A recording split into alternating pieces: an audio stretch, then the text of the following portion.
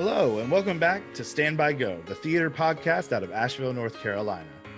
This episode is part 2 of the interview that I did with stage manager Rebekah Fegan. All right, so we're gonna transition to this part that I've mentioned a couple times, and really how we started talking.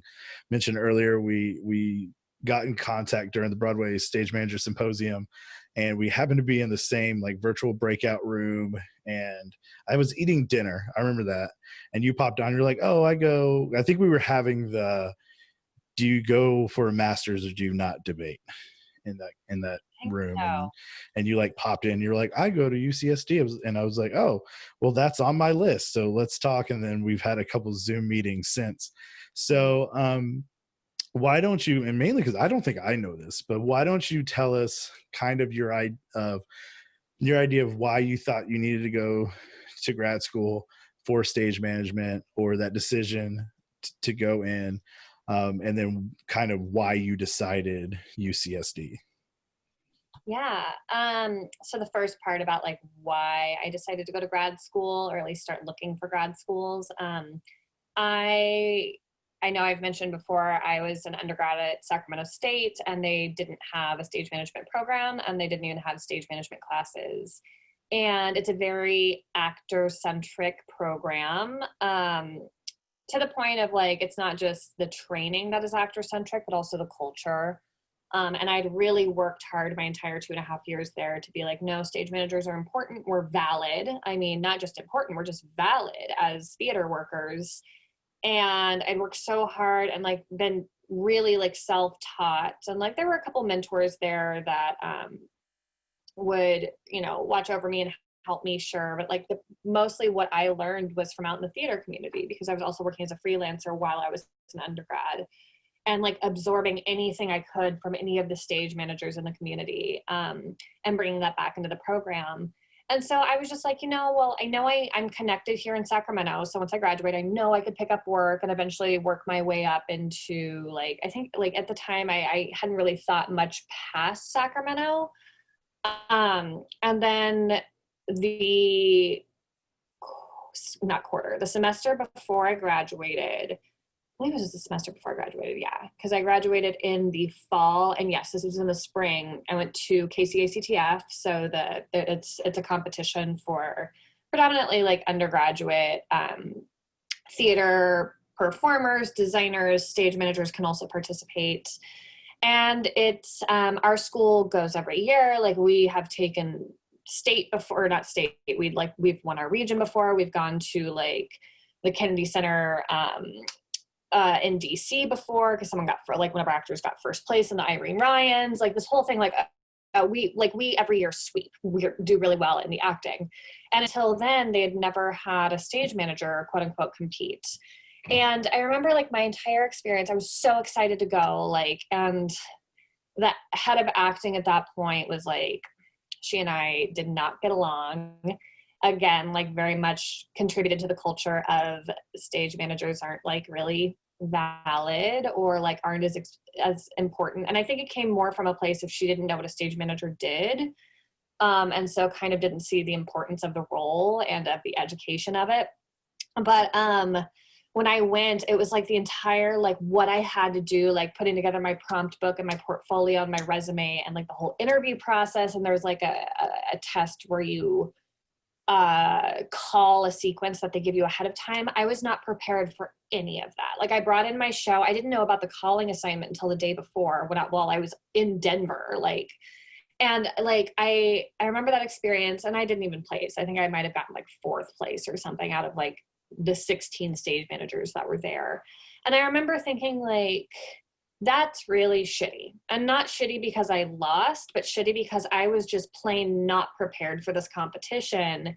And it made me think like, this undergraduate experience has been such an uphill battle. Like I've learned so much, but the entire time has been such an uphill battle to even fight for like my own validity as a student and as a stage manager. And like, I remember like just how much effort it took to even try to attempt to change the culture around it. And like, I really became close to a lot of faculty members who like were like agreed with me and like really worked with me. So I definitely feel like I got my education's worth, and that like I felt like very heard and very much like an independent student, and like people knew my name walking down the halls kind of thing.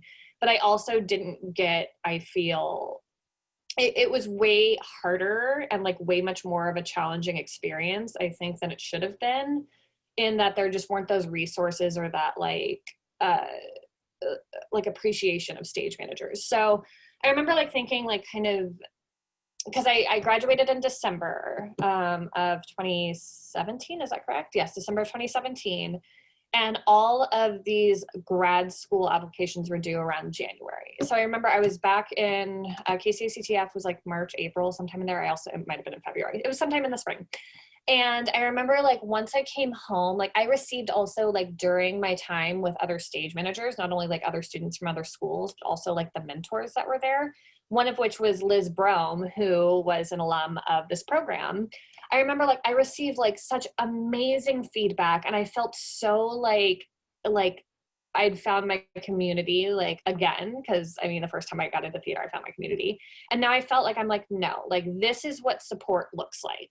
This is the kind of support I need. And also like I still had and I still have such a love of Sacramento State that like I feel like there needs to be a stage management program associated with this acting program, because I feel it's like really important. And Sacramento has such a thriving arts community and they need stage managers. So like my prompt for where I'm like, I need to go to grad school came from KCACTF and my experience there, thinking that like I could spend the next 10 years in Sacramento, like getting better and being a better stage manager, or I could continue to go to school and really learn and really polish and learn the things that I should have learned in undergrad, but didn't. As well as there are, I'm sure, so many other arts theater programs out there that have the same idea of stage managers, that hold that same culture. And I want to teach. I mean, I've always wanted to teach, but I want to be a part of a program to help support like a culture of inclusion of all roles. And so just from my experience, I'm like, this is like shitty and it should not happen to other people. And so it's like, I put the responsibility on myself to like educate myself and get a degree to where I can like make it better for the next generation of stage managers. So like UCSD, like I knew I wanted to get an MFA to where like I could teach eventually, of course.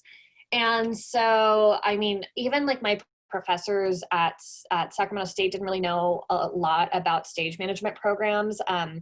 Cameron Jacobs, who is an alum of UCSD, also was an alum of Sacramento State. So I reached out to her because I knew she went to UCSD, and I mean, she's worked in New York. She just did the national tour this last year of Jitney. Like she's worked at the Public. And I'm like, I know she had like a similar experience. I mean, she's also like a person of color, so I'm sure it was way more impacted, and like, not to say my experience was better and hers was worse, but I'm sure it was a lot more challenging in other ways at Sac State. And so I got a hold of her. The chair of my department put me in contact with her because she's just like, I really don't know a lot of programs, but I know Cameron Jacobs went to UCSD. Why don't you reach out to her? And so I reached out to her and I'm like, hi, like, my name is Becca, and I'm thinking about going to UCSD. Before I apply, like, I want to know like what you thought of the program. And I was very explicit in saying like, I want to know the pros, but I also want to know the cons. I want to know what's like not the best about this program. So I don't want you to like sugarcoat it and sell it to me. I just really want to know like the ins and outs of this program. And so she sent me like a really long email that was incredible and just so detailed. And just from reading it, I'm like, I could really tell that like she has a love for this program, as well as like what is considered cons, I feel like I could work with. And then I didn't really have any contacts at Yale, but I also I'm like, well, they have an MFA and they're pretty prestigious, so I'll apply to them. Yeah, and it's I also Yale. And it's Yale. Yeah. And then I applied to Carnegie Mellon as well. And then I applied to Virginia Tech and never got any response from Virginia Tech. So I don't know what that's about, because I paid $120 for that application, which is obnoxious. and never got a response. I'm like, well, apparently I didn't get in there. And like not even a response to an interview. But so I ended up interviewing first at Yale and then at Carnegie Mellon and then at UCSD was my last. And Yale was great. Like when I interviewed there, I'm like, cool, like this is the kind of work I want to be doing. Like they focus more on like, you know, it's a little bit more, I wouldn't say political theater, but they do focus on the classics, but they do a lot of new works and they have like a playwriting program, which I was really interested in, is the ability to work on new work with like my peers being those playwrights writing those works. So that was really interesting to me. And I'm, you know, I didn't feel like it was the best fit. I think that's ultimately what it comes down to, is like feeling, you know, it's not about like who can offer you the most, it's where you feel like the best. So at Yale, I'm like, you know, this program is really great. And like the financial package was great at the time. And I just didn't feel it, but I'm like, you know what, maybe I'm just going to have to suck it up for a few years and that's okay. And then I interviewed at Carnegie Mellon, which I really fell in love with Pittsburgh. If anyone is from Pittsburgh or has been to Pittsburgh, I love it. I think like the people are so nice. The town is super clean. And like, I really love like the facilities at Carnegie Mellon, like a beautiful, beautiful department. And when I was there, they were in tech for Drowsy Chaperone. So I'm like, oh, this is a show I've worked on. This is really fun. When I was there, like there was just not a lot of specificity. Like there was, like in the interview process, I asked, well, how many people do you typically accept per year? And they're like, I don't know, sometimes 2, sometimes 6. It was very like, okay, so it's kind of more like, it's less like this is a very specific program and more about like, you need this amount of student stage managers to run the productions. That's okay. And like, I also wasn't super crazy about the fact that like, as grad students, you'd still have to retake your undergraduate classes.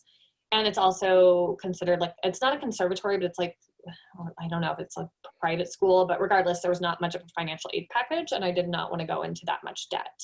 So I love the city and the people in the program were fantastic. I'm like, y'all are really cool. And like, I feel like I belong here, but also there's a lot of cons that I'm like, I'm not necessarily crazy about the program. I love the people, but not the program.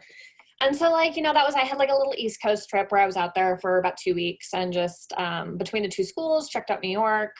And then I came home and then as soon as I was home for a couple days, I got a call from Lisa Porter at UCSD who offered me an interview.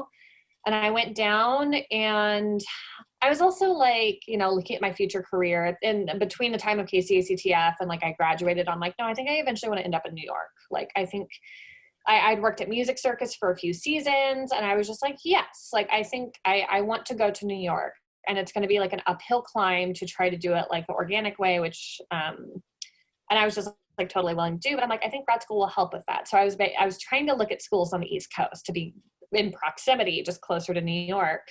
And then I came out to UCSD and instantly I'm just like, these are cool people. This program is phenomenal. And also like, I felt that Yale very much focused on like the technical skills, like how to call a good show, how to put together paperwork and a prompt book, all these things, which is all fine and great. And of course, like they really go over like the equity rule books and all the different unions, all of that, that's great.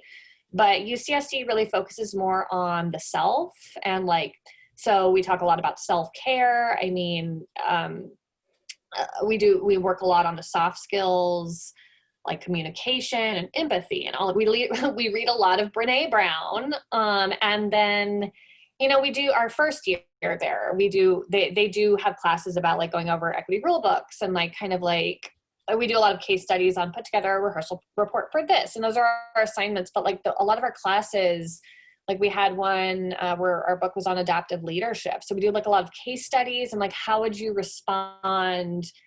Not just it's not what is the correct way to respond, is how do you like, or how do I, as Becca, respond? And it's so much about like stage managers are not cookie. Like it's not like cookie cutters, like making the same gingerbread cookies. Like we're all so different. We all have different experiences that are equally like valid and valuable. And so bring those into the table. It's not a job you do. It is like a role you put on, you know? And so like, I really like, I fell in love with the people. I fell in love with the program. And I'm just like, I also was like, making fun of myself. I'm like, really, California girl from Sacramento? You're going to stay in California? What a shock. But like the networking is fantastic. Like a lot of our alums are in New York, and like, I mean, they work regionally, and like the majority of our alums are fully employed. Like, and it's so like that whole like, yes, the employment rate where the networking is amazing. And I just really fell in love with the program. And I think I want to say my interview was on a Friday, and I flew back to Sacramento on Sunday. And I was in a show or I was not in a show. It was ASMing a show. So I was like also exhausted. I took like 3 days off from my production, which I was working at Capitol Stage at the time. And the production manager, Katie Cannon, was very like, yes, you do you. Like, this is for your future. Don't worry about missing 3 days. We will find a sub. She was awesome about it. And then I came back, and then Lisa called me on, I think it was Tuesday. She called me just a few days later, and she offered me one of the positions. I'm like, oh my God, yes. And she, all of a sudden, she's just like, well, you don't, on the phone, I'm like, oh my God, yes, I will come to your program. And, and she was just like, well, you can take a couple days. I'm like, nope, I'm coming here. And she's just like, well, take a couple days.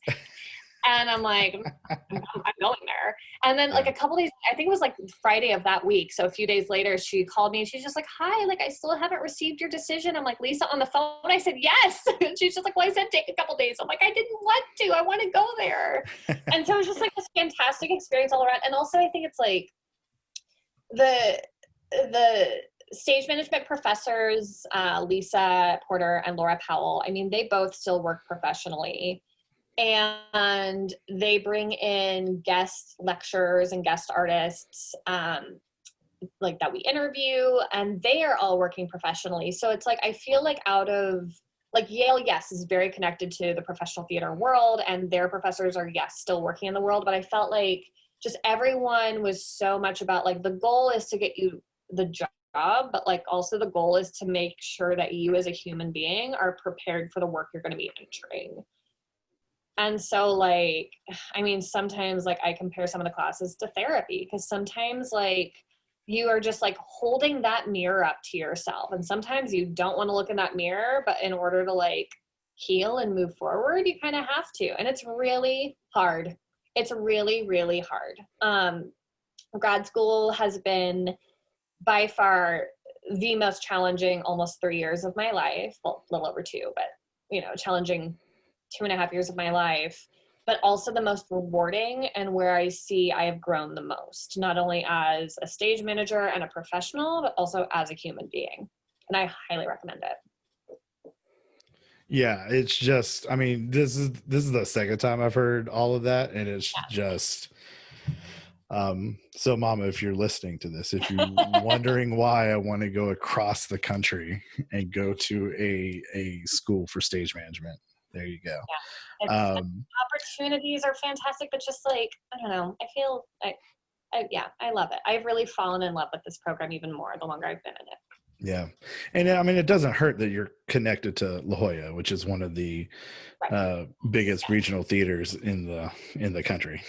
Yeah. And it's a little challenging right now because like residencies are on hold right now because of COVID, and they can't offer us contracts or equity contracts. Because that's another appeal about the program is you are given the opportunity, or rather offered the opportunity, to work on a show with La Jolla Playhouse in which you have the option to take your equity card, whether you're an actor or stage manager.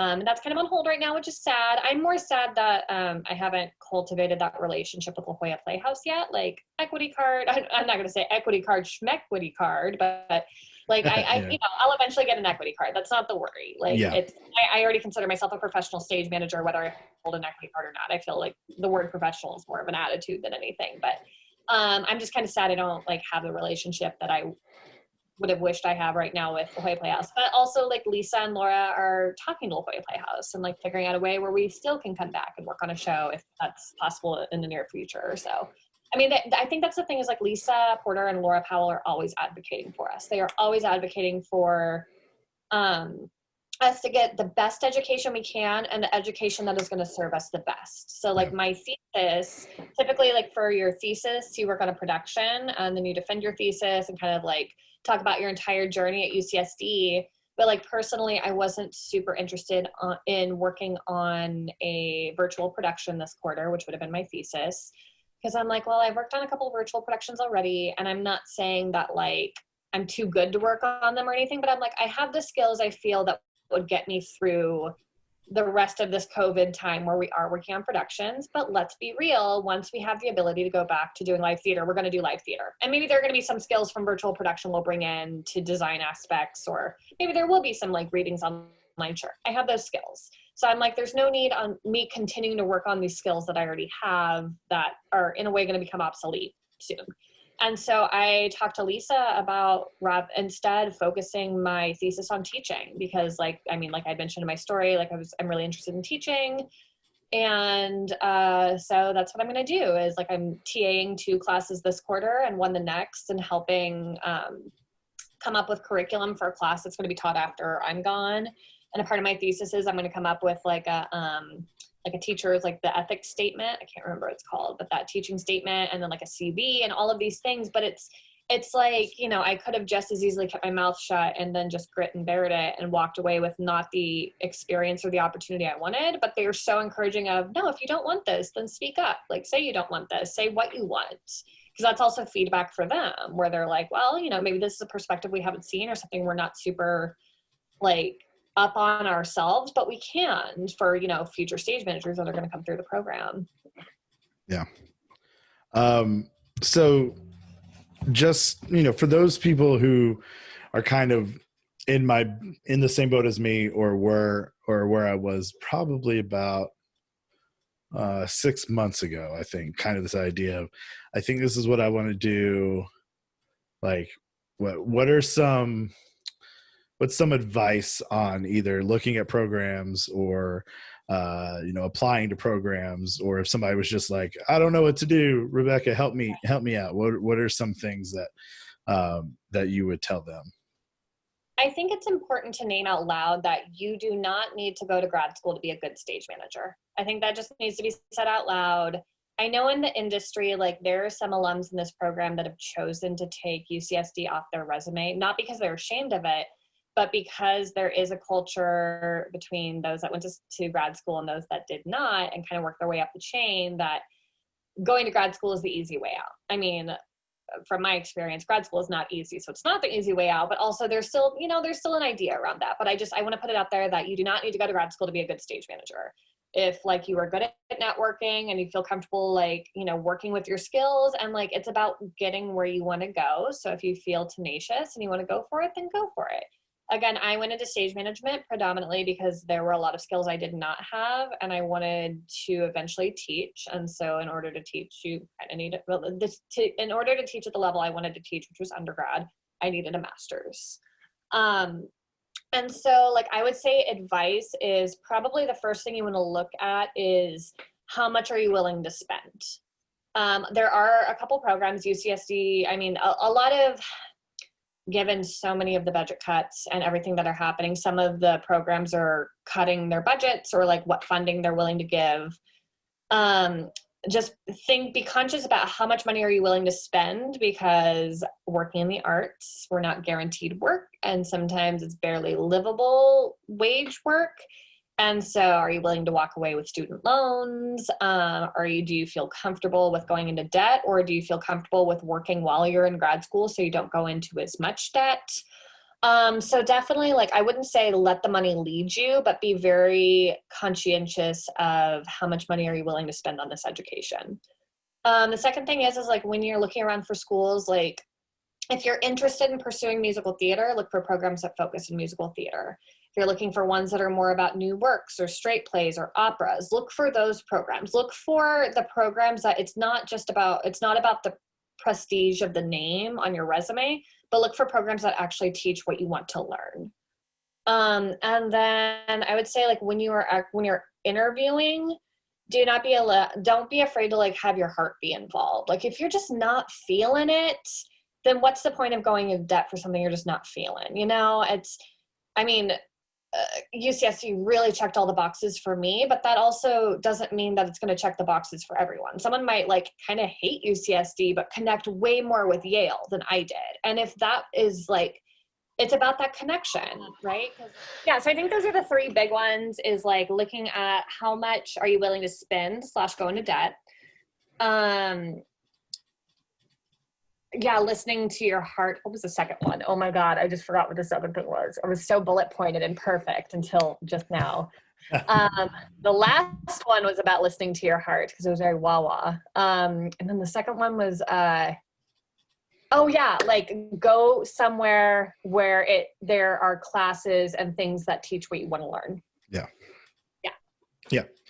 Which, you know, I work in an admissions office for an undergrad, and like that's the exact, you know, except it's a little bit, excuse me, I work with middle school students, and I talk to them about like what to look at, and I give them the same thing. It's just in a different order. Yeah, I think it's also important to put out there like the difference between an MA and an MFA by adding the fine in there instead of Master of Arts. Master of Fine Arts, it's a terminal degree. So, I mean, someone could like theoretically go on and get their PhD after it, but typically like MFA is like the end of the road. It's specific. And so like, yeah, like a BA is like generally you can get like a general theater BA. Yeah, which is what I have. Yeah. Right. And like, that's what I have too. And it's general. Like, it doesn't have to be the end of the road. For some, that's the last degree they get, which, and I mean, they go on to be completely like, you know, they're employed. But like when you get into grad school, it is all about specificity. Like it's like a graduate degree, a master's degree is not about general. It is about specific. You are becoming a master of this thing. Yeah. And I think that's what, not too many people have asked me like straight on, like, why do you want to go to grad school? Which I understand that's probably the first question they'll ask me if, you know, if I get an interview. But, you know, I know it's the question that I have to answer. And a lot of my reasoning is very similar to yours. Like my program did have a stage management class, but it had a stage management class, and it was great. I learned how to do a production book. I still have my kit I made in it, you know, and taught like the basics of calling a show and whatnot. But, you know, I stage managed one show while I was there as a student, and then they hired me to stage manage Into the Woods. But I just really want to take those 3 years where I'm taught this thing that I want to be my career. You know, I've really loved my time at the community theater I work in here, and I wouldn't trade it for anything, but it's not going to propel me to where I want to be. Exactly. And it's either go to grad school or work my way up, like you were saying, at different theaters, different size, different levels of theaters. And I don't necessarily want to skip those. It's not like I'm going to grad school to skip that so I can go to New York, but it's just, I want to finally go to where all I'm studying is the stage management. And the other programs I'm going to aren't stage management programs, but there are other parts of theater that I really want to study. And it's the same for both of them. I just want to sit in a class or a multitude of classes for 3 years and just talk and learn and read about and practice while being in rehearsals and putting on shows, and failing in a place where I'm allowed to fail, but people are there to teach me how to not. And yeah. And again, it's not even like what we learn in this program. It's not even about failing. It's like relabeling failing as this is a learning opportunity. And like something I've had to definitely like get into myself. It's not, like we talked about earlier, it's not about perfection. It's about like, you know, learning how to respond instead of react, and like little things that tools that you take with you. Yeah. It's not even about making you the best stage manager. It's about making you your best self. Yeah.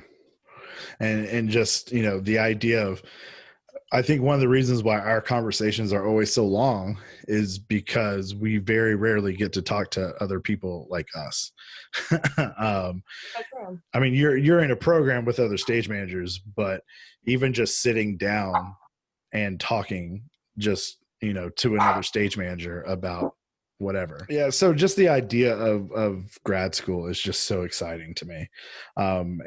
It's been something that I've thought about for years, but it's not really hit me that like, yes, this is what I want to do until right now. So we talked a little bit about the classes. What is like being part of the productions like as a stage manager in the MFA program? So structure wise, like our first 2 quarters, we are either like first or second ASMs on productions. And then our spring quarter of our first year. So every spring there is a Wagner New Play Festival, which is where the playwrights get to workshop their plays. And so that's the first time that we get to PSM is on one of the shows. And then usually second year, which is also 3 quarters, fall, winter, spring. We like mine, I was the first ASM on a third year's thesis show. So there was that. And then my next 2 quarters, I PSM'd. No. Did I? Hold on.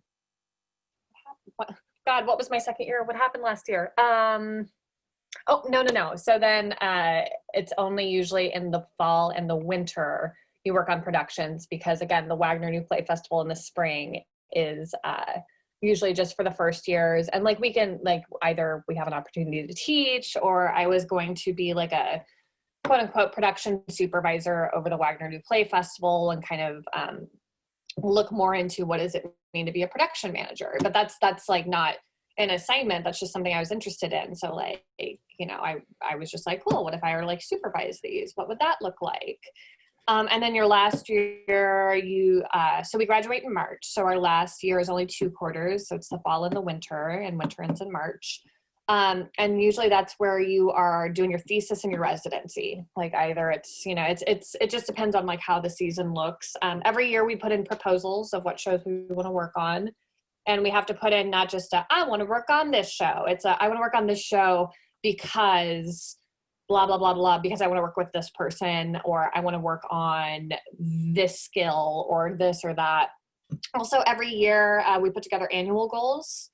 And we also, for every production, put together production goals. And I mean, they can, yes, be very technical. Like I've had multiple production goals be around like, get more comfortable with using technology and get away from using paper. So I've been very effective at that. And I'm much more, I use my iPad way more in productions now than I like write in a notebook.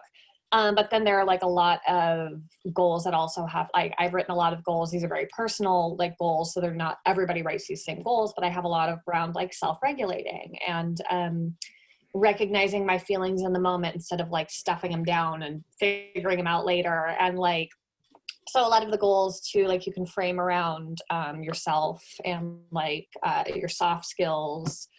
And just like what you're learning in class as well. So it's very focused on goals, and it's not even about like something I had to kind of wrap my brain around. It's not even about accomplishing those goals. It's more about forming a relationship with those goals and where do they fit in your life now and where might they fit in the future.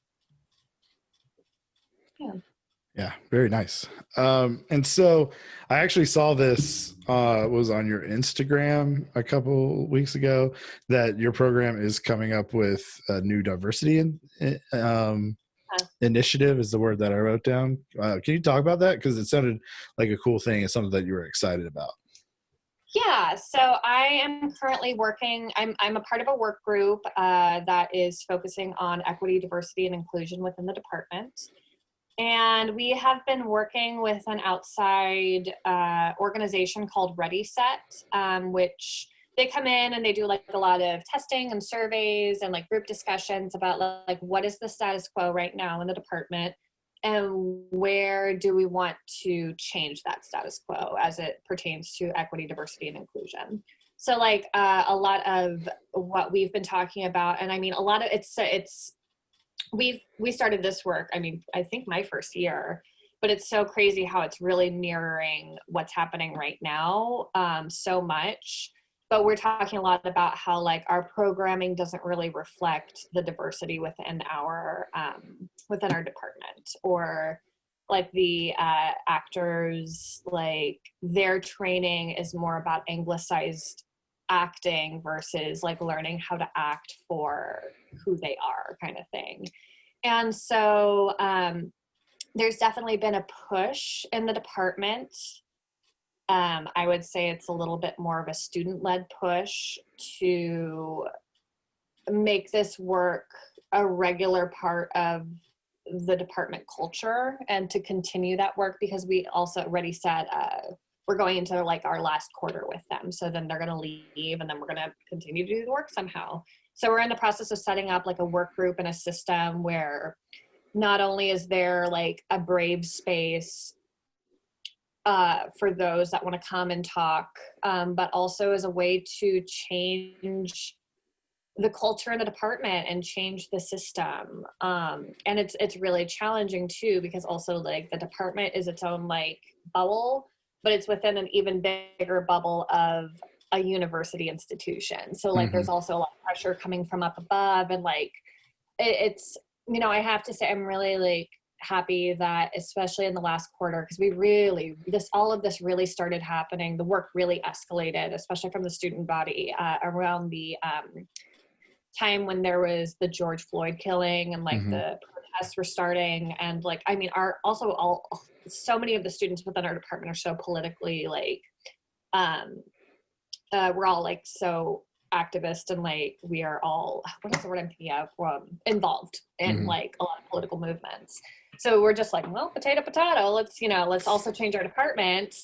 But like, you know, there's been also a major shift in authority within our department, which I think is for the better.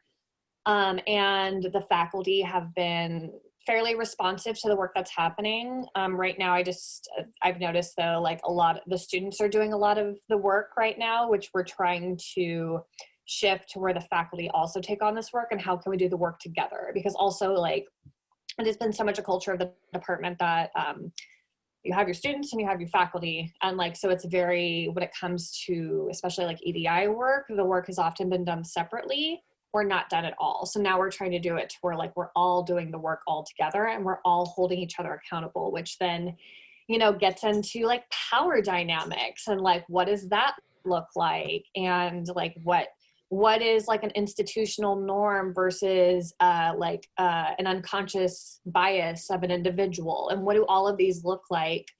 And then also we have for the last 2 years been working with Intimacy Directors International, which is now there's now another company that a lot of their intimacy directors have transitioned over into, which is Intimacy Directors and Coordinators.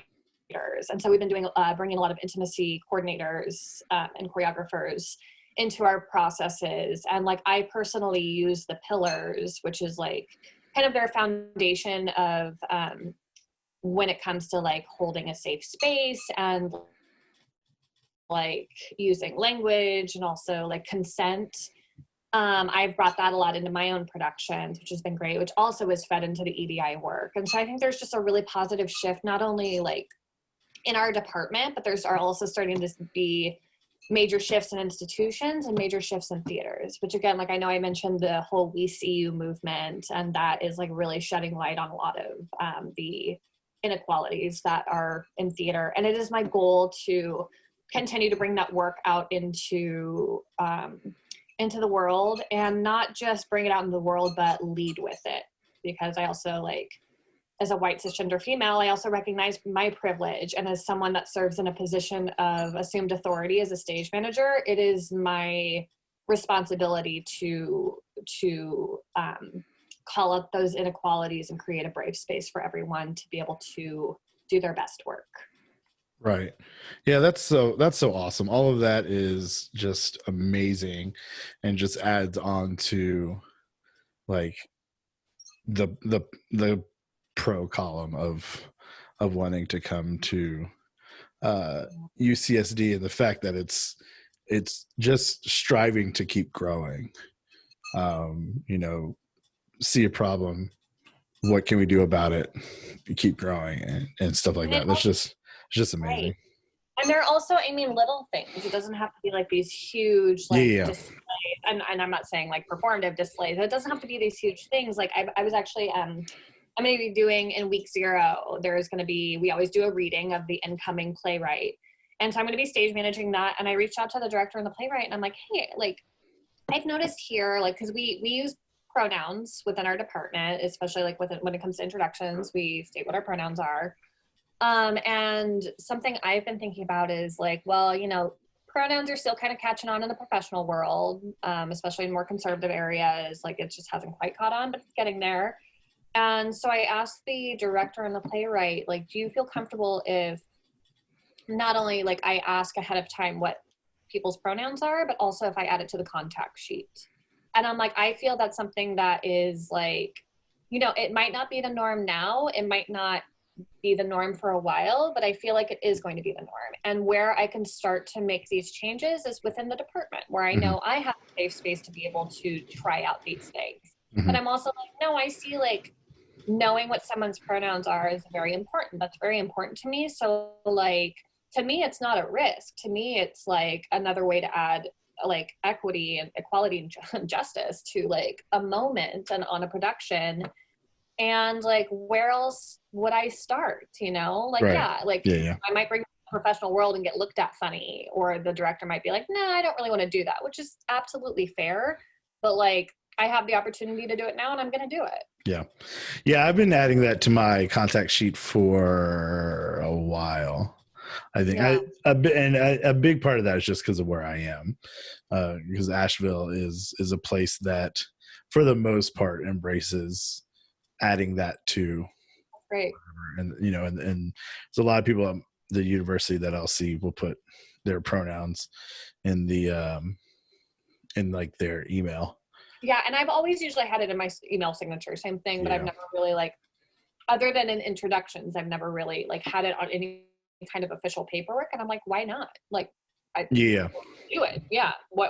It's, I think a lot of it is like, I think whenever we make a risk, and this is something we learned in the program, but you know, whenever you take a risk, I mean, there's always the thought of what do you have to lose?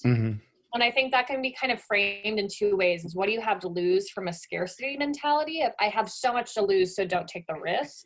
When really it could be flipped on its head is what do I have to lose? Is honestly, the stakes are never high enough to where it's going to be like life or death. I mean, of course, there are situations, but it's like, what do I have to lose? It's I don't have anything to lose. And again, getting back into the whole there's no such thing as failure, is it will always be a learning opportunity. So I really don't have anything to lose, because if I mess up or it is messy or doesn't work out well, it's a learning opportunity. And that is always beneficial. Right. Yeah. All right. Yeah. Yeah, I get that. So you're going into your last 2 quarters. I guess I didn't realize that the third year is not a full 3 quarters. So you have 2 more quarters left. What is kind of, what do you want to do past those 2 quarters? What are short-term goals, long-term goals? Short-term goals, long-term goals. Yeah, I mean, I think it's fair to say I want to be employed. I mean, given the pandemic, that's, I feel like, a long-term goal at this point. But I mean, if I were to put it out in the universe, this is what I want to do, is ultimately I want to work off Broadway, and I want to work on new works, and I love political theater and magical realism. So if I'm putting it out in the universe, those are the kind of shows I want to work on. I also would love to get like a couple like Pulitzer Prize winning shows under my belt before they're Pulitzer Prize winners. So then like my name's in that script. And that's just not, it's not for vanity, but it's just like, I really have loved every single Pulitzer Prize winner that's come out for the last decade. And even like the ones that didn't win, the nominees are all incredible. And that's the kind of work I want to work on, shows that challenge the status quo and change it just a little bit. Those are the ones I love.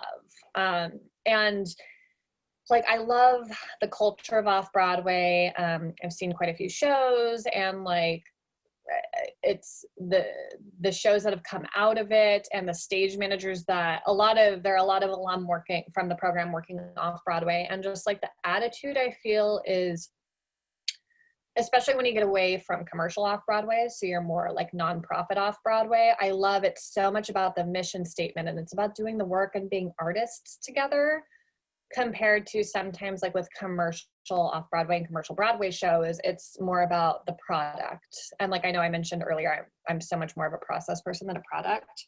And I mean, of course, like I think another goal too is like to take a show from off-Broadway and bring it to Broadway. I think that would be really interesting, to be like, to kind of work in the two worlds and kind of bridge that gap. And not saying there's a gap, but like be able to like work in those two worlds and do well and still just be an artist always. I think that's my long-term goal, is to always be an artist. Right. And to not get bored with the work, or I never want to hate my job, and I don't think I will as long as I continue learning. So I hope I never get to a point to where I become complacent. Right. Yeah. And so short-term goals is employment. I mean, I was talking with a girlfriend of mine in Sacramento, and our goal is, I think it's kind of on hold right now, but it was to move to New York next fall. So in a year, move to New York, but we'll see like where work is. And I'm also trying to not hesitate, because I'm very much a believer of if you put it out into the universe, Right. you put good things out into the universe, they'll come to fruition eventually. So I'm trying to put good things out into the universe. Yes, I want to move to New York and be employed by fall of next year, but also I'm happy to stick around Sacramento for a bit, or to explore California a little bit more, but ultimately New York. Right. Yeah, I think that's on my path as well. Yeah. I mean, I feel like most people in our shoes, that is our end game, is to be in New York, whatever level that is. Absolutely. And I mean, I've also, like, every time I visit New York, I fall so much more in love with it. Like, I love the people, I love the city. And so it's not even to be like, I work in New York. It's like, no, like I feel so much like I belong there. Like, right. Such a city of artists, and I feel so like, just, I love it. I love it so much. Yeah, the last two times I've gone, I went by myself, and it was just it that in itself is its own experience of just like not this last time, the time before, I went to go to the stage manager symposium in person. And that was the first time I was in New York by myself, and the first time I wasn't in New York with a big group. And I remember the second day I walked like 11 miles, and like half of that was me going the wrong way. Right. So like the second time I went, it was like, okay, I had these tricks of like, okay, look before you actually start walking in a certain direction. Oh, yeah. And I grew up in a city too, so I'm like, I know I know how to get across traffic. No, I've always grown up in a town where you drive everywhere. So, yeah. So it's like, walk to the street. You're like, okay, I know I need to turn, but what street is that way? Okay, that's going down. I need to go up. So yes, we'll go this way. And and I've always gone for like a week or 7 or 8 days, and so it's just nice, like being able to ride the subway and not really get lost and look like you know what you're doing. There's someone in our program who's a year above me. His name's Jacob. Shout out to Jacob. He's great if he ever listens to this. But he's from New York, and so like we were working on actors showcase together, and like we always perform in New York, and so that was like one of the first times I had been in New York for like an extensive amount of time, like not on a layover, not for a day or two. We were there for a few days. And I remember him, like, I was just like, the last time I was here, I navigated the subways okay. I got going the wrong direction a couple times. Like, is there some kind of, like, system that is, like, an easy, like, I need, like, a cheat sheet? And he, like, he did such a lowdown. He, like, I think it's easy to start, like, this is what uptown is, this is what downtown is. And then he definitely laid out, like, the difference between, like, the local and the express subways. Oh, yeah. And, like, the difference between like the A, C, and E, and like when you should actually take like the 1, 2, 3, or 4, 5, 6, and like where they are in conjunction with Central Park. And like he gave me like this quick 5-minute lowdown. I'm like, I got it. And he also told me just like, when it's like east something this street, he's just like, then it's east of Central Park. And he just like so laid it out to where I'm like, if ever I were to get lost and my phone were to die, I think I could navigate back to my hotel no matter where I ended up, which is like saying something. And I'm like, But like even like knowing that, and then like honestly, like maybe it's because I've only stayed really like in the theater district or Midtown or Chelsea or East Village or Brooklyn, but like honestly I've never really felt unsafe in the city. And I think a lot of it too is like, don't look like you're a tourist. You know, it's like, Yeah.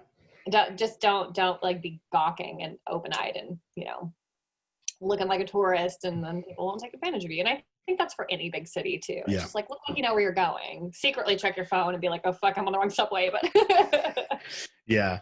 No, I luckily I pretty much, well, I mean, I stayed where I stayed, both times where I stayed was like blocks from the A line. So it was, and I was pretty much just going down to the theater district the whole time. And so like I lucked out, I didn't have to go anywhere else other than just uptown, downtown.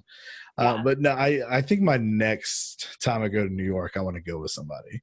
Like it's fun to do it by yourself because you can, you know, go sit in Times Square and sit and just think, is this where I want to come? Is this where I want to be?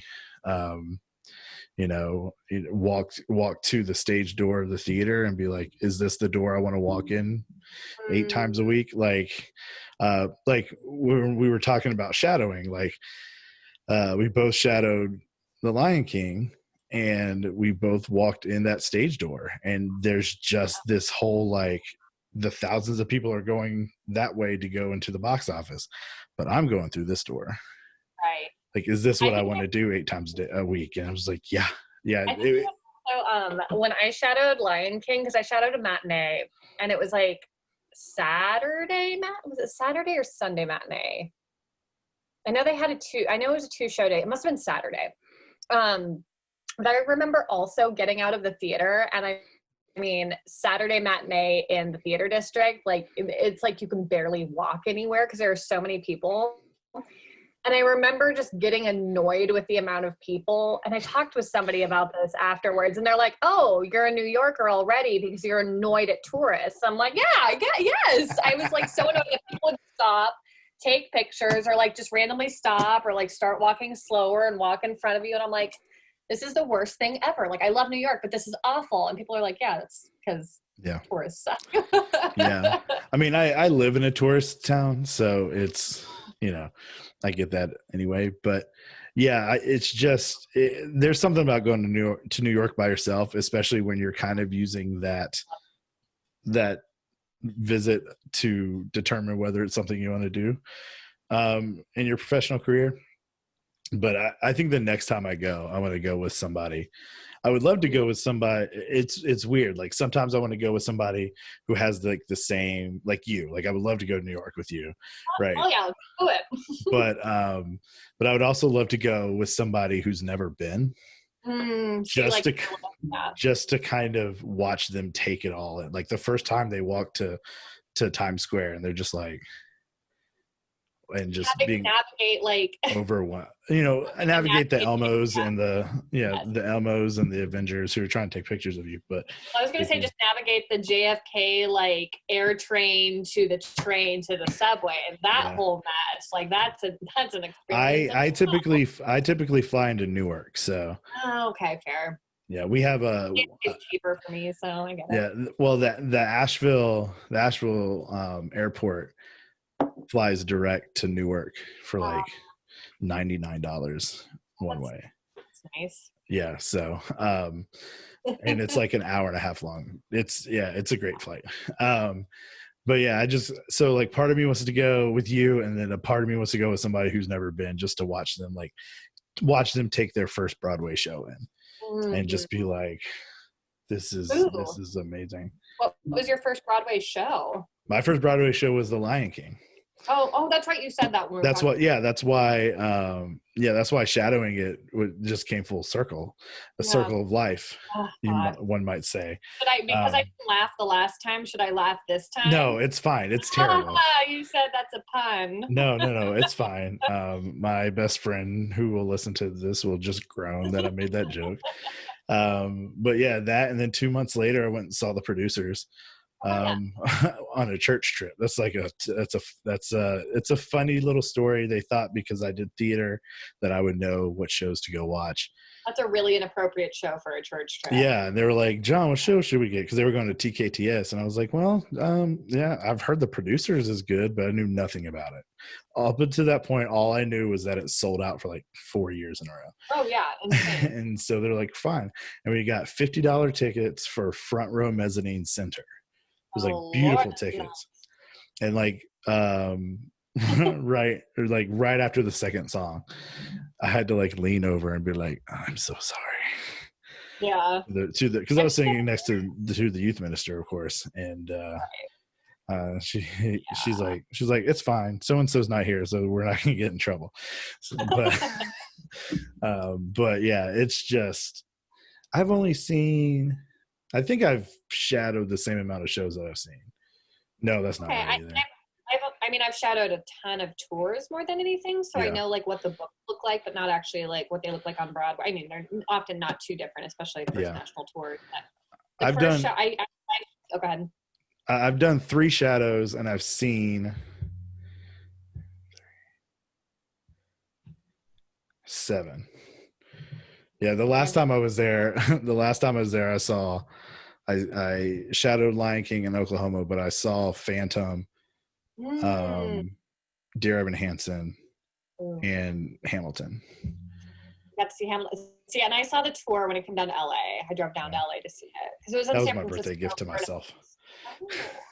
I went saw it on my birthday. Yeah. I mean, I paid like $600, but it was like there were good seats in LA, and I'm like, oh, here we are. Yeah, we're not gonna talk about how much I paid for it, but I was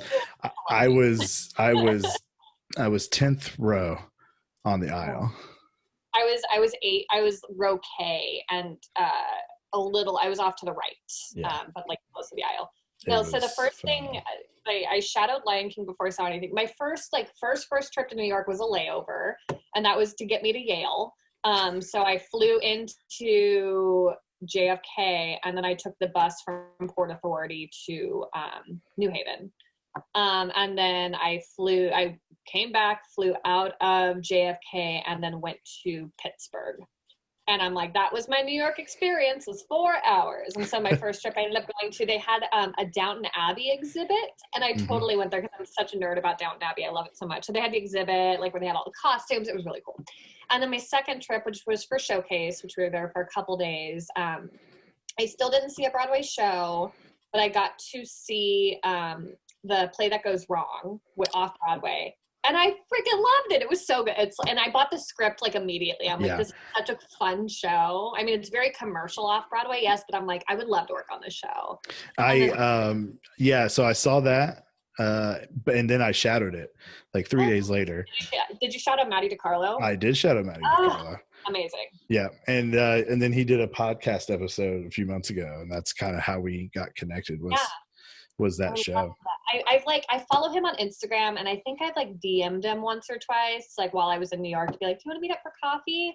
And I hope like if Matty DiCarlo ever listens to this, I'm like, I'm not a creepy person, I swear. I'm just trying to network and be a human with other human beings. Yeah. No, he's great. He's also very, very busy. Yes, no, and that's why I'm like, I assume, yeah. He was he PSM'd Beetlejuice when it came out. No, fun fact, that was the first Broadway show I ever saw. I saw it in previews. I got to see, I like stood behind the audience. They had like standing room. And I like stood next to this guy, and we got to chatting, and he's like a scenic designer in New York. And so we got to chatting about our jobs. Yeah. So I saw Matt call that show. And ironically, when I was, it was about, 9 months before, which is when we were there for Showcase, when I saw Show That Goes Wrong. I think it was in the process of like prepping for the tour, because I saw Matty DiCarlo like in the audience and walking around, and I almost thought about introducing myself, but I'm like, no, Becca, don't be weird. And then I saw it was crazy that I saw Beetlejuice. Then the next trip I was out there, because I also was just like, I had very little time while I was out there, and I wasn't like, I only really had time to see a show, and I'm like, the first Broadway show I saw, Matty DiCarlo called. And it's just so funny, like I like that connected. But then then I went out last January, 9 months ago is the last time I was in New York, and I saw a bunch of shows. And I did also Sleep No More, which I loved. It was so fun. But yeah, then like I saw the new West Side Story. I got to see Hadestown. And again, like I didn't really want to see anything too basic, but then I like won the lotto for Wicked. So I'm like, I guess I'm seeing Wicked. Yeah. It was either that or I also entered for Oklahoma, and I got Wicked. And I'm like, I guess I'm doing Wicked. That's fine. Yeah. I'm just trying to kill some time, really. But yeah. Oh, but then oh my God, I saw Slave Play. Oh yeah. That was super good. Anyways, yeah. So like, I think I've seen 8 shows now on Broadway, and I've seen like 2 or 3 off Broadway, and then I've only shadowed one. But. Yeah. Last time, yeah, when I was in New York last time, I saw a show in every slot that was available. So did I. Like the entire time I went. One of them though, I saw Late Night with Stephen Colbert. Oh, like I got that ticket. Fun.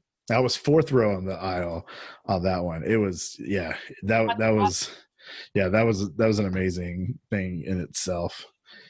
That's fun. I got to see a same thing. I filled up the slots, and Hadestown was doing a special Friday matinee show for like the Equity Fights AIDS thing. So they're doing an extra, like it was like a benefit show. And what was really cool about it is the majority of the audience, I mean, tickets were like $99.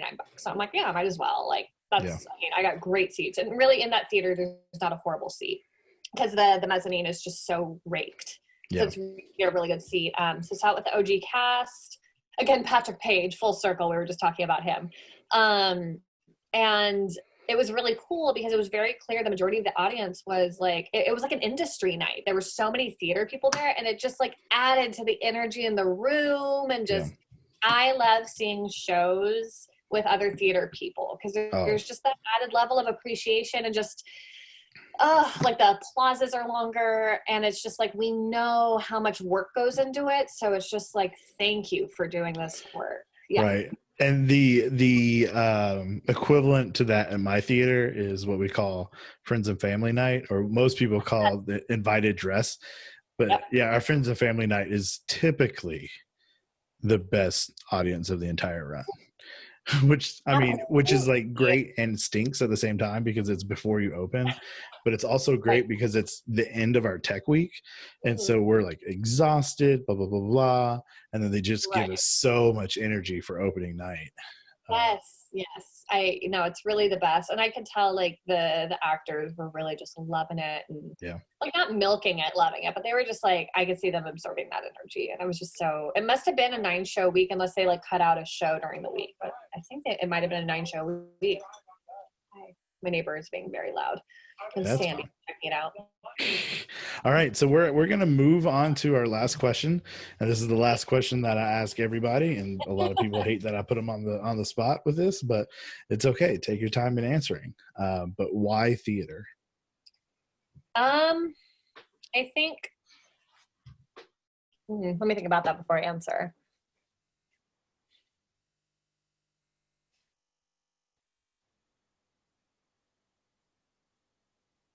I mean,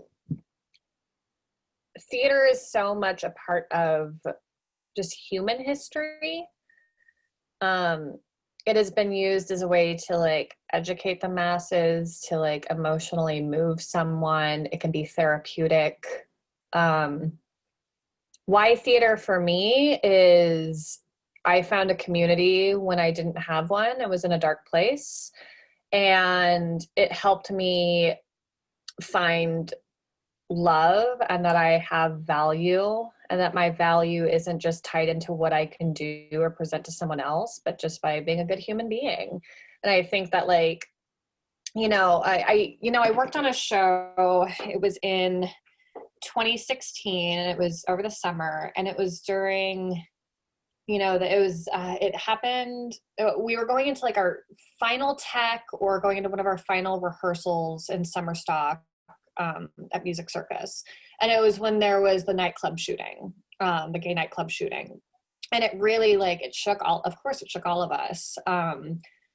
And the director got up and said some words, and he said, look, this is the reason why we do this. Whether we do our jobs to entertain, always remember that this could be someone's way of escaping the world. And that is what we can offer in the especially dark times, is a place to escape to. And that can give someone just like such a glimmer of hope to be able to move on to the next day. And I think just like being able to hold that space for someone in the audience, that, and if like I can, just by doing the work, make their day just a little bit better, that's good enough for me. That is beautifully put. Thanks. Yeah, no, that a lot of people, they're like, why didn't you tell me about this question beforehand? Well, it's because I want it to be Such a big existential question. Yeah, and it's almost everybody like will tell me later, oh, I had a better answer like 20 minutes after we got off, but that's fine. And it's one of those things that I'm glad I'm not on my own podcast, because nobody puts me on the spot to answer that question.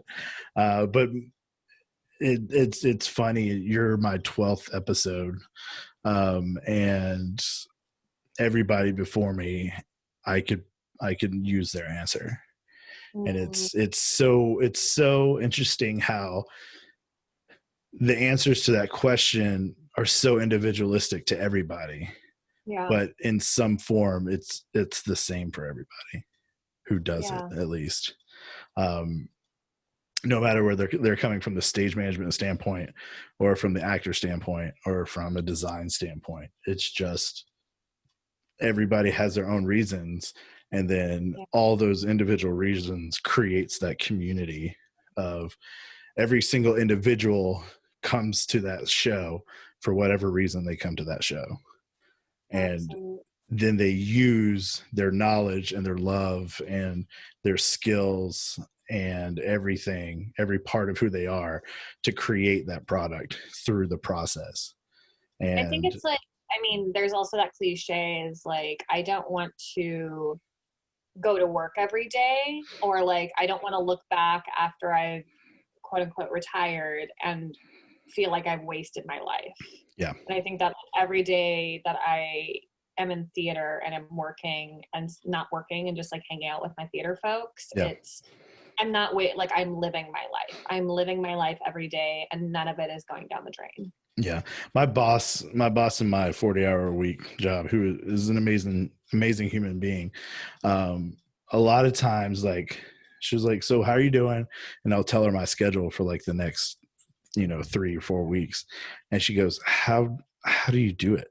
And it's because I wake up every day wanting, to get to that rehearsal, to get to that show, and really, whether I'm stage managing it, whether I'm in it, I really do enjoy doing both. I enjoy acting, and then stage managing, and it's just, there's nothing like it. There's no way that us theater people can explain it to non-theater people, other than the fact that just come see the show and see the product, but you won't ever understand what's happening backstage and the community that's being created.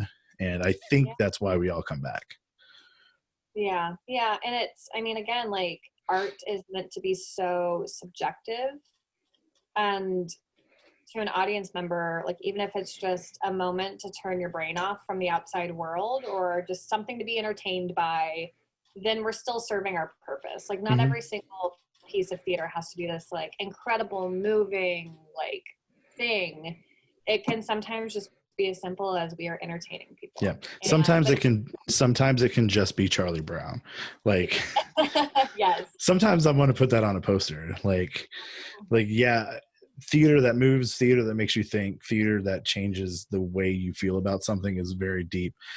But sometimes it can just be Charlie Brown.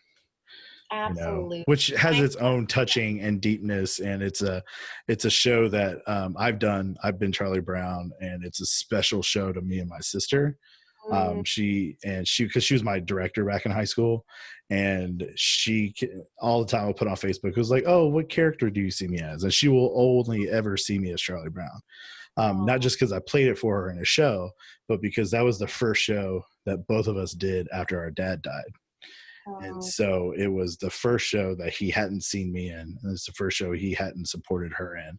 And so she will always see me as Charlie Brown. So like it has its own deepness and its cuteness, but sometimes theater is just Charlie Brown. I yeah. feel No, like I need to write that down, and that needs to be like a there's just, catchphrase of yeah, mine. put it on a button at least. No, like I started doing theater. I also lost my father, and I started doing theater shortly after he passed. And again, it was just also therapy Yep. because it made me like it again, like I was a part of a community. I was never really alone, and also I felt so validated to feel these authentic feelings without feeling like I had to stuff them down or act a certain way or be a certain way in a room. Yeah. Like if something in theater, whether like I'm an audience member or I'm working on a show, if I feel like crying, if it like touches me, then I'm going to cry, and I know I'm not going to be judged by it. Mhm. You know, it's so much about theater is putting on a show where actors portray emotions, and hopefully like the audience member believes those emotions and feels those emotions with them, right? And Mhm. so like there's some like rehearsal processes I've been in where like I love the ones where I can get a little bit lost myself in the process by like watching a scene or just feeling with my company, whether like it's as like with them as humans or like watching like their work and being moved by the work itself. And I just love to be able to have that space to I'm not saying I'm a super emotional person, but I mean, I have emotions. We all Yeah. have emotions, and it is so freeing to be in a space where we can be in response to those emotions, and that emotions are seen as a strength and a virtue rather than a weakness. Mm-hmm. Yeah, and I would say for the most part, the high majority of people in theater are just welcoming and accepting and nurturing, where we feel comfortable in releasing those emotions. And yeah, sometimes it gets super stressful, and sometimes people, get in arguments with each other. But at the end of the day, we're all. That's what happens in families. Like, folks. yeah, where it's a family, and I think the people who stay in theater for so long, it's all because of the community. I mean, yeah, being an actor on stage, getting applause and stuff is great, but I love the rehearsal process just as much as I love shows. I've done shows. Yeah. I've done shows where I acted in that I didn't miss a rehearsal, even if I wasn't called. Like I wasn't called, I would tell the director and the stage manager early on, I like to come to rehearsals I'm not called to. Is that okay? And they're usually like, yeah. And like Wizard of Oz, I mean, I wasn't not called to a lot of them. I probably only wasn't called to like 4 rehearsals, but I showed up to all of them. Because I enjoyed being around the Munchkins. They gave me energy. I enjoyed, watching the scenes and just learning. And I like what you said earlier, just this whole idea of you won't get tired as long as you're learning. Yeah. And every day you learn something different in the theater, especially as a stage manager. One of the things I love to do, and I don't know how much this is done for professional theater, but I'll get to the theater early when I know the TD and her team are building the set, and I'll walk in and I'll just stand on the edge of the stage and I'll just watch her. And usually for about 2 or 3 minutes, she'll come over, or I'll walk up to her. Hey, how's everything going? How's our build going? A lot of times it's what can we stand on during rehearsal, but it's just like, why did we do this? And it's like, well, we needed escape stairs and we needed support here. And so it's like, yeah, I usually get to the theater early, like if we're going to tech or anything, and like, we see all like the technicians and carpenters working, and I love it too because there are also those like opportunities to connect with them when you might not when like predominantly like I've been connecting with them over a rehearsal report, and now there's this opportunity to see them in person. But also just I'm one of those, like I like to get to the theater early, and I usually take about 20 minutes in my booth or like in the office just by myself, either looking over my call book or just walking around the space and taking it all in, like assessing. It's like kind of like a way I check in with myself to see where am I today, like kind of taking note of like, where are my emotions? Where's my energy? Where's my presence? Do I need to be aware of anything? Do I need to adjust anything? And it's also just that connection with the space. I feel it's just very, God, this is going to sound so wah-wah and so California, but it's just about like, it's a very spiritual experience for me when I first enter a space for the day. Mm-hmm. And I just need that moment to ground myself in this now space. And it's like the whole, like leaving your shit at the door and coming in and being like fully in service of this production. And by being in service of this production, also being in service to yourself. Like, what do I need to? Yeah. Yeah. I don't typically do that when I first get to the theater. My favorite thing to do, and I wrote a whole blog on it. I'll send it to you. I wrote a whole blog on it, and it's very important because it has everything to do with this tattoo. I love to, at two different parts of the process. Mm-hmm. One, usually after the first rehearsal or before the first rehearsal or somewhere around there. And then one time during tech. It's Mm-hmm. usually the night before opening.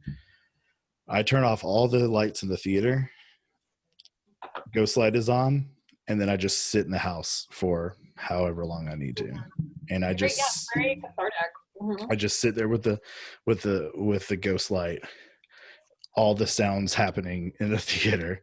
And I sit at the beginning, before rehearsal start, I sit and I'm like, I envision everything that's going to happen.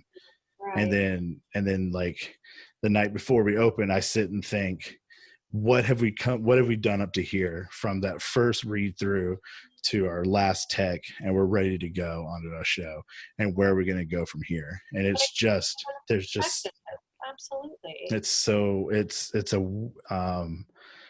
just this weird, and I don't sit in the booth, I sit in the house. I make sure I sit in the audience, and really just take in everything possible.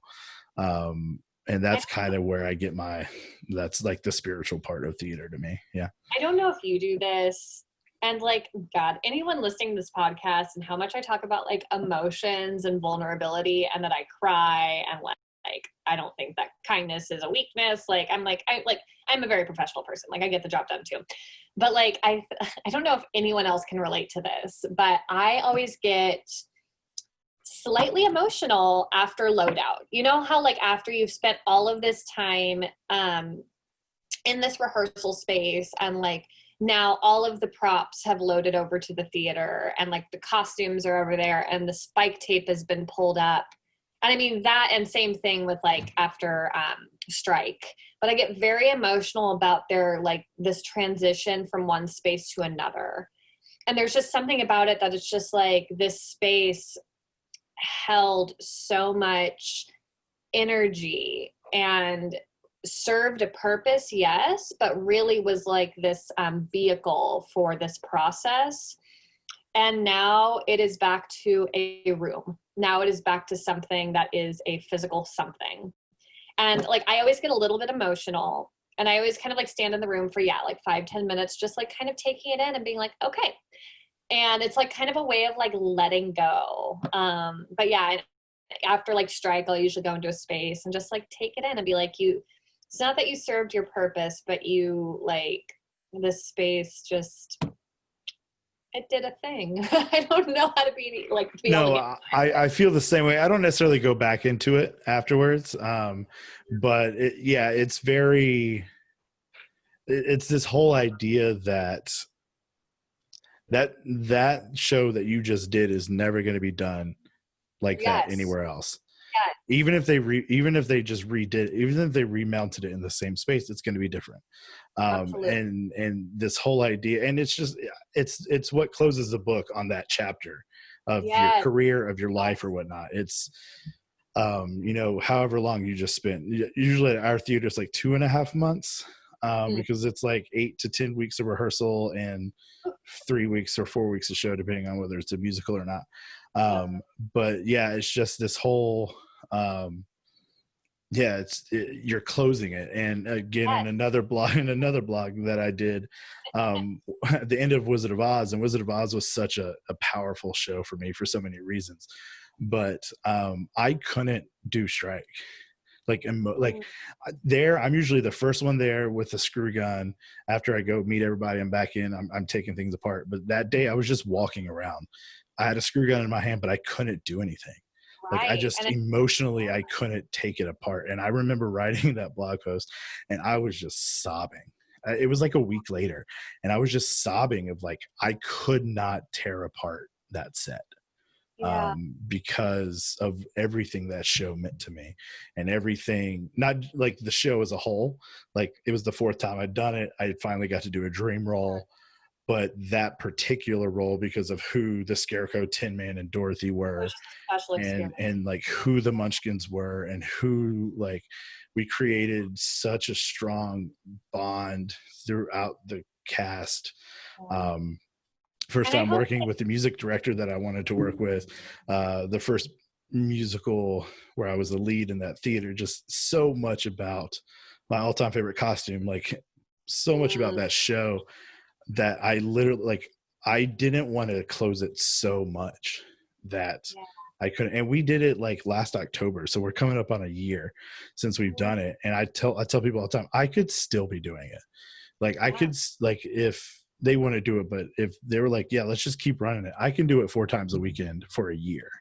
That's how much that show meant to me. And so, yeah, I understand what you're talking about, where you get emotional because nothing like what you just went through is ever going to happen again.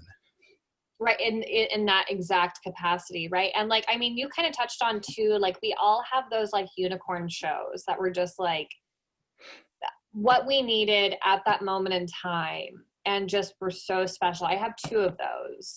So Hunchback was one of those because it was at the end of my first season at Music Circus. I just like been doing a lot of like self-reflecting, and like I was kind of new in theater, so there was just so much going on, but I learned so much in such a short amount of time. And just that show was already beautiful, and the cast was incredible, and everyone that worked on it was amazing, and that's just a really special show for me. And then the last show I worked at UCST was really special for me, and I think they're just like, every show is like going to be an experience one way or another, but there are those that are just like, you almost like can't get out of your brain because they just really made such an impact. And I hope that like everyone has that opportunity sometime in their lives, because I don't think they come around super often either. Like, not every show you're going to work on is going to be that like unicorn show, you know? Yeah. And it's just, and yeah, you know, we've talked about so many things when it comes to stage managing, but those are the moments that make it seem why we do what we do.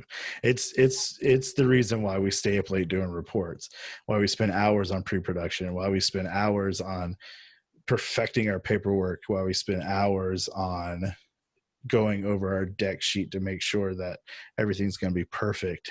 And when we have those moments, and to me, there's a moment in every show where it's like, this is worth it. And it's why I keep coming back. It is to a logical person, this is a stupid profession. But I mean, to a logical person, this is a stupid profession, but to people who are passionate about it, there's nothing else that we'd rather do. And there is nothing like talking to other people who have the passion about it. That's why we've never had a conversation that's less than 2 hours long. That's why I just looked up at the clock. I'm like, oh my God. 3.5 hours. Yeah. 3.5 hours. Yeah. So this will be a 2-parter. Yeah. And part of that was we were talking before we started recording, but it's just, I have a picture on my phone and in my background on all my computers that is there for when I have that terrible rehearsal where I'm like, why do I do this? And that picture is there. But I think it's also just the people that we meet. Like, I can't think of anybody who's close to me that wasn't introduced in my life through theater. I think there's one. I agree. I completely agree. Yeah. And then I'm in the same boat. I mean, other than like family, really, most of the people I stay in contact with or are close to are all either theater people or like music people. And it's Yeah, I wouldn't be doing, now that I found it, I wouldn't be doing any other thing.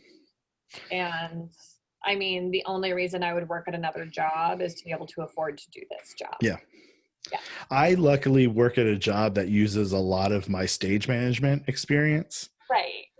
Or skills, and with a boss who understands what I'm doing. So that's very helpful. But there are two things I got out of this conversation. One, we need to go to New York City together. Yes. And two, I desperately want to work a show with you. Fuck yeah, let's do it. So when you're in New York, you'll be in New York 3 years before I am. I'll come out of UCSD. I'll fly up there, and you hire me as your ASM. I'm putting that in the universe, is that you're getting into UCSD. So yeah, I'm putting that out there. Well, thank you so much for not only tonight, but for all the help that you've given me. If not that I wanted, but if for some reason this whole theater thing doesn't work out, you can always be a life coach in how to get into grad school.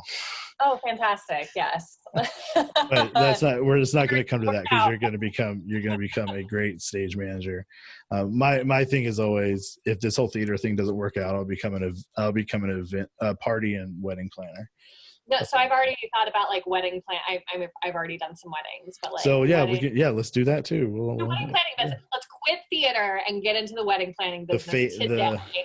The Fegan O'Neill wedding planning. You got the West Coast, I'll get the East Coast. Do it. Amazing.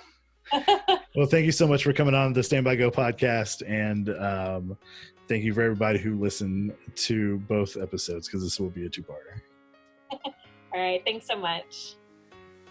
Well, this has been such an amazing 2 episodes of the podcast with Rebekah Fegan. I had so much fun talking about theater and stage management and grad school, and just what theater means to us, and what we both want to do in the future. And it's so fun to sit down and talk with somebody who has similar passions as you, and love and understanding of this relatively small part of theater when it comes to like the circle. If you really enjoyed the last 2 episodes as much as I have, but haven't listened to anything before that, then please go find me on Anchor or Spotify or Apple Podcasts or Google Podcasts or iHeartRadio. Just look for Stand By Go, or look for my name. You can also find us on YouTube. You just look up John O'Neill.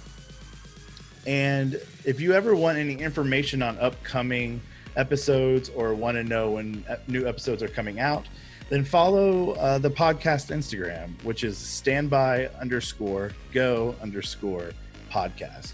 And I always post when a new episode is out, and get a little bit of behind the scenes through there. Or you can also follow my personal Instagram, which is the one John O, with 1 spelled out. And I am so excited for what's to come in the future of this podcast, with many more guests of everywhere in theater: actors, directors, designers, other stage managers, theater moms, just whatever it is. So like always, if you want to be part of the podcast, just contact me. Instagram is probably the best way to do it. So follow the podcast Instagram and DM me through that. So until next time.